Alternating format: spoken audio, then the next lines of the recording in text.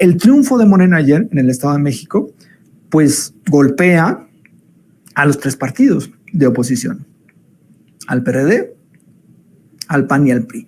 Y al PRI lo deja en una cuestión muy delicada para los priistas y para el propio PRI, ¿no? El PRI, que en el 2012 ganó la presidencia y que 3 años después prácticamente gobernaba en todo el país, en una buena parte del país, pues ahora está desaparecido. Las únicas entidades donde gobierna es Durango y Coahuila. Coahuila la ganó, y hay otros factores que influyeron, ¿no? La división de la izquierda, la guerra sucia que se dio con el candidato del PT en contra del candidato de Morena, pero bueno, ganó esa entidad y gobierna en alianza, ojo, en alianza, porque en Coahuila, si hacemos la comparativa con el 2017 en la elección de Coahuila, Morena sube en cantidad de votos, el PT también sube, baja mucho el PAN y baja también el PRI.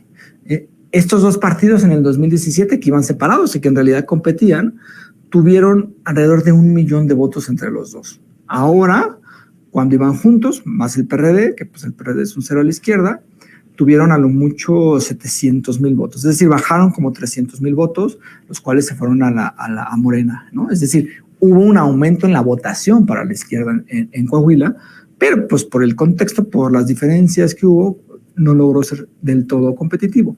Pero bueno, el punto es que el PRI en este momento solamente va a gobernar Coahuila y gobernar Durango en coalición, aunque el candidato es más priista, ¿no?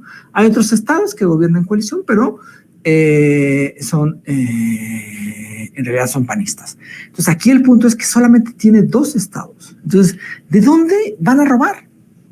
¿De dónde van a hacerse de recursos? Entonces, el golpe al PRI en el Estado de México fue verdaderamente brutal y me parece que está en un proceso muy complicado, con un líder muy corrupto, pero también muy inepto, que es Alito, que a él no le interesa el prismo, sino le interesa pues, él, con una alianza que cada vez se resquebraja más, que tuvieron un golpe fortísimo con lo del Estado de México, y donde pues, la gente los considera corruptos, en donde la gente los considera que son un partido que ya no aporta nada. Entonces, en este momento el PRI pues, se está convirtiendo en lo que ya es el PRD, como un partido chiquitito y que pues, no tiene prácticamente posibilidades de gobernar en un estado de forma sola, sino que va en alianza con el PAN, que también el PAN pues tuvo un golpe durísimo en el Estado de México.